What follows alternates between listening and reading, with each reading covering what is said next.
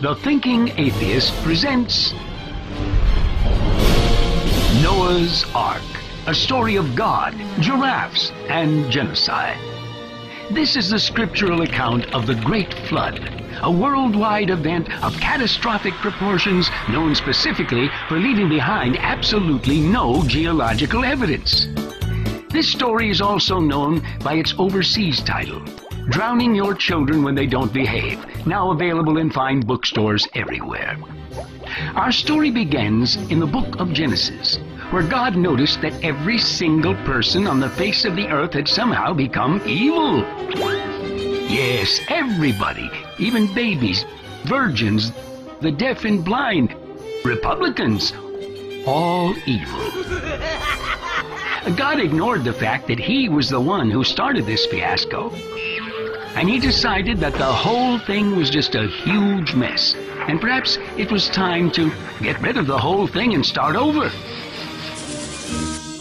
The good news? There was one man who was righteous and blameless.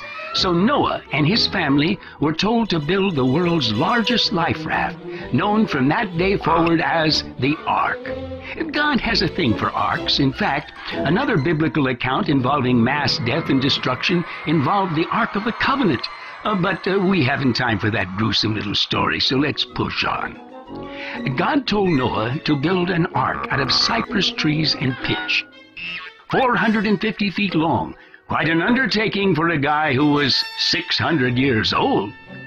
Fortunately, his sons, Shem, Ham, and Japheth, were conceived when Noah was 500 years old.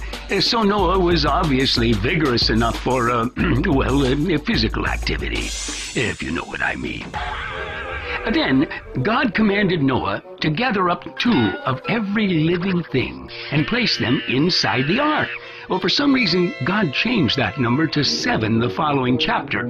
However, if you've actually read the Bible, you know that God's not much for consistency, so we'll stick with 2 and act like we weren't listening. So, Noah went about personally gathering up tens of thousands of animal species.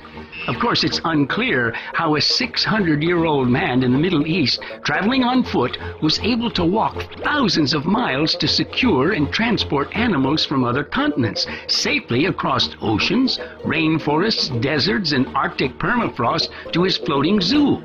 Siberian wolves, penguins, baboons, crocodiles, anacondas, South American tree frogs, beavers, polar bears, reindeer, etc.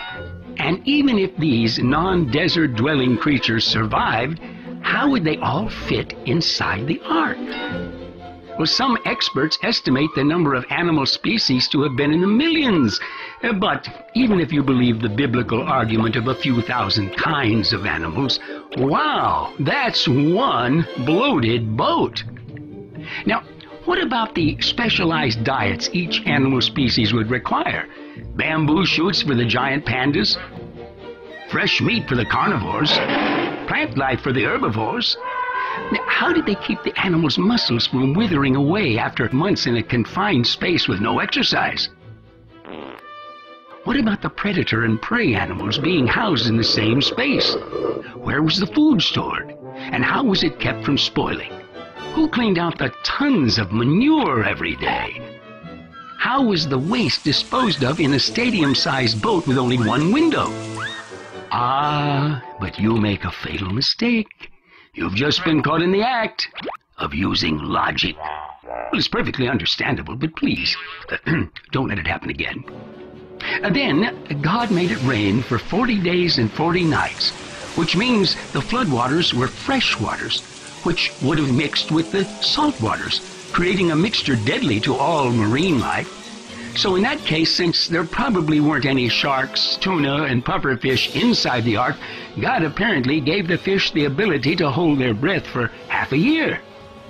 Oh, there are some who speculate that the earth vomited up the floodwaters from miles below the